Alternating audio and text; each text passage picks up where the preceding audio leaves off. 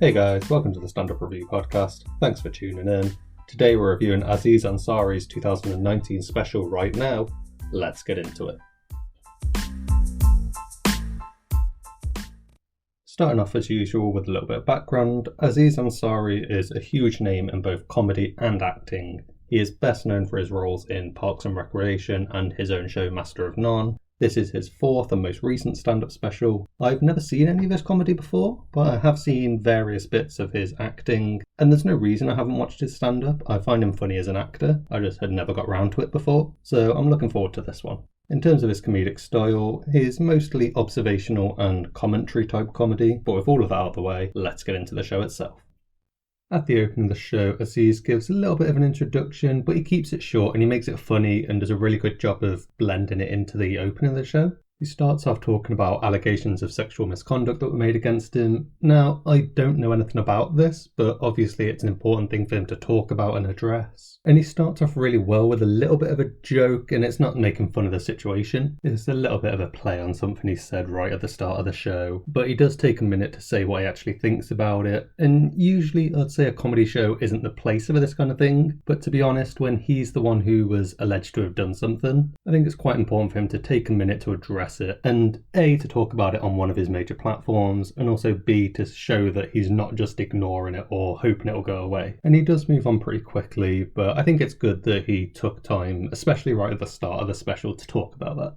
The first sort of proper bit of the show is about cultural appropriation. He opens with a really great bait and switch, and then he has some really good jokes. Now, Aziz's jokes are really good, but he sometimes does little things, little noises, or he drags things out a little bit that, they get a laugh from the audience, but it feels a little bit cheap to me, and it doesn't really affect the bit too much. I just think it's a little bit unnecessary and something that I don't particularly like to see in comedy shows. It's not a huge deal, and it's definitely more personal preference, but I think it's worth mentioning. He then talks about white people more generally, and he talks to a member of the audience a little bit. He's got a tendency to drag things out a little bit too long, and he'll make a really good joke at the end, which I actually don't mind seeing a few times throughout a show, but he does it far too regularly here. With that being said though, his actual jokes are brilliant and he does a really good job of setting them up most of the time. And as I said, all of them in isolation would be fine. It's just when you do the same thing or something like a long build up too much within one show, it can get a little bit tedious. He ends the bit with a really good commentary, and he makes a point, but the joke itself is really good, and he makes the point within the joke rather than taking time out from jokes to make a point. It's really well done. Afterwards, he talks about language, I guess. I don't really want to ruin the bit too much. He gives a lot of build-up before a great bait and switch, and he makes the build-up really funny. And again, this is really well done, and it's still early in the show, so I really enjoyed this. But it's just the way he does it so much throughout the show. But it does work really well how he does it. He also uses a member of the audience to form the switch within the bait and switch, which again is a really great way of doing it, and he does this a bit more throughout the show as well. But this isn't so tedious, and you never see it coming, so it is a really good way of doing it, and something I don't think I've seen too much. He goes on to talk about cultural context, and this bit I didn't find particularly funny. There are a couple of really good jokes in there, but he's making a point throughout this bit, and it's an important thing to say, the point he's getting across. But plenty of people have made similar points and made them funny, and maybe I shouldn't judge it against other things like that, but it's hard for me to say a lot positive here in relation to other things I've seen. In the next bit, he talks about R. Kelly, and he talks to a member of the audience. Well, Aziz doesn't really talk to a member of the audience, maybe once in the next bit, but he'll just use them to set up a bit. He does it really well, and it works the way he does it. It doesn't come across as though he's just pandering or anything like that. And to be honest, I'm not sure I've ever seen anyone use the audience purely as a way to set up a bit, at least not as well as Aziz does it. But this bit is really funny, and he kind of hints at a more serious point without really going there. But it's also a very obvious point and a very obvious thing to say. It's a really good bit. This transitions into him talking about Michael Jackson, and he makes another semi-serious point here, but it's also a very obvious one, and he doesn't need to go into it much like with the R. Kelly one. But he does well and uses jokes to make it and doesn't focus too much on the point. This is the part where he does talk to some people in the audience a little bit more than at any point else in the show, and it goes down really well, probably better than he could ever have really expected. He says at the start that they're filming a lot of different shows and he doesn't know which one will be used, and I could see this particular bit being one of the reasons why this taping was chosen. He also ends on a really amazing joke with a callback to a previous bit. I had to pause and laugh so that I didn't miss the next bit. It was genuinely brilliant. He goes on to talk about a swastika pizza. It is as weird as it sounds, but it makes sense within the show. This bit is good. He perhaps spends a little bit too long building up the punchline, but to be honest, I don't really see any other way he could have done it. And it is a really good bit, so I'm not surprised he left it in. It's just a little bit of a grey area between it being a really good bit, but also taking a little bit too long for how funny it is. And I guess he's just weighed those two things up and judged that it is worth leaving in. And it definitely is. It's also got some really good audience interaction and a really good bait and switch, which seems to be a central part of his comedy, and he does it very well. He builds the bait up well and seems to put just enough time into it that the switch is as funny as it can be. Afterwards, he talks about Alzheimer's. There's a very slow start to this bit, and it does get better as it goes along, but it's just way too long a bit for what you get out of it. And it's definitely not bad, but it drags a lot more than it needs to. He also brings the mood down a lot in this bit, and in a very personal way. There's a weird few seconds where he tries to bring it back up, and it's not quite funny enough to make up for the way that he brought it down and how much he brought it down. He does end the bit really well and with a great reference to an earlier part of the show. But doing this, I kind of realised a lot of comedians aren't that great at bringing the mood down within a show and then bringing it back up. It is a fine art to do because obviously a comedy show, you're there for positivity and you don't want to be thinking about sad things or bringing your mood down. I don't know, it's a weird thing to do, and I don't think he does it as well as he could.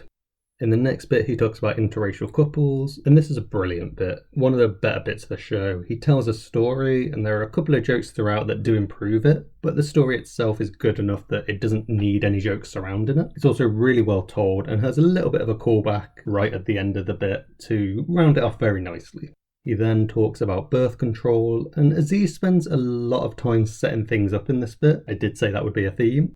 And there are more jokes throughout the build-up, and he does slowly build jokes into the build-up, and you don't lose interest at all. And even though he's making quite a serious point, the way he incorporates jokes means that it goes down maybe better than earlier parts of the show because of the way he does it.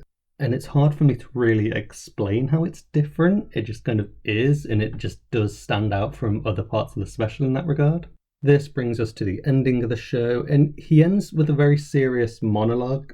Well, I guess all comedy shows are monologue, but he has kind of a serious talk with the audience, and it's a very strange way to end a comedy show. There are no jokes, he just has a very serious chat with the audience, and I suppose people watching at home as well. And you're watching, waiting for the joke at the end, or the little funny story, or a punchline or something at the end, and then he just sort of says, "Thanks for coming out." It's a very weird ending to a show. Like I said, he starts off very serious, but that's very understandable. But this serious ending, if he kept it shorter and put some jokes at the end, it would perhaps work better, but it just feels very weird and leaves you on a very somber tone. Maybe some people would like that, but it just doesn't work for me in a comedy show.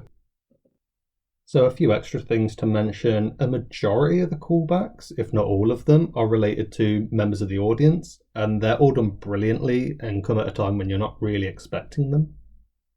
A couple of the transitions are seamless, but for the most part he just jumps from one bit to the next, which is fine. I've said before that it's better to just move on than to try and force a connection that's not really there. As for the audience, Aziz has clearly built an audience of his own, and he uses them to really good effect as a way to set up a bit, and especially kind of as a way to set up future jokes as well.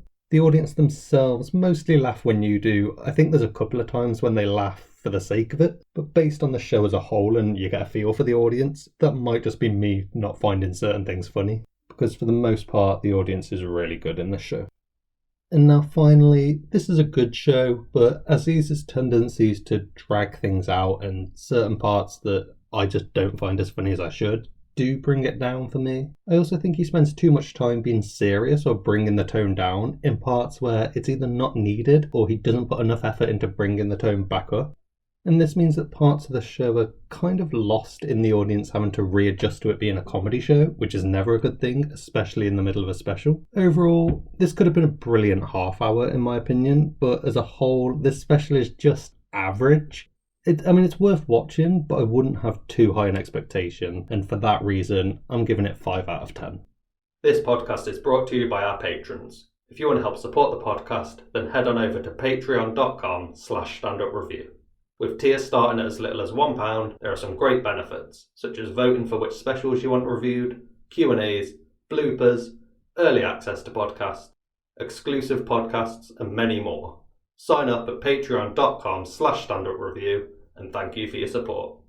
As a special limited time offer, anyone who becomes a patron during the month of July, regardless of which tier, can choose one stand-up special that will be reviewed on the podcast, as well as receiving the standard benefits for the tier you choose.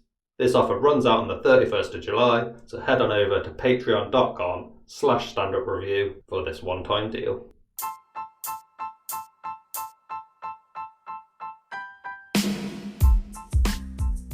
Thanks for listening to the Stand-Up Review podcast. I hope you enjoyed this episode. If you did, be sure to subscribe to get new episodes as soon as they come out every Monday, Wednesday and Friday. Check out our Patreon for some awesome benefits at patreon.com/standupreview.